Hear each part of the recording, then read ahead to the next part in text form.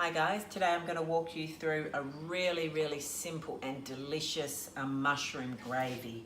So as you can probably see, I've already diced up, I've probably got 2 kilos of mushrooms here, so I've already diced those up. You don't have to be fancy, just chop them up. You can have it thick or you can have it thin.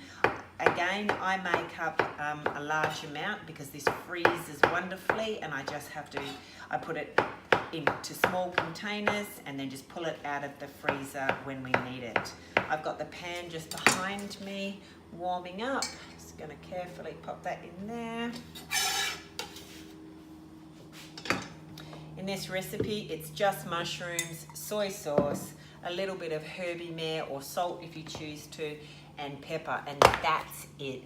And we cook them for quite a while to give them taste. If you do find that it's a little bit runny, which I very rarely do because I just keep cooking it and it reduces, but if you do, you can use xanthium gum or a corn flour to thicken it. I'm going to pop these in over there and get them starting to cook.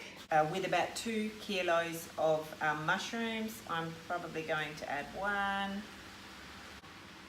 6. I'm also going to put on some Herbie Mare, probably about a full teaspoon. I've got probably 1.5 teaspoons on there. Put it back on the pan for that to saute for a while. Before I stir that, I'm just going to let it sit for about 3 minutes and just let the steam and the heat work through.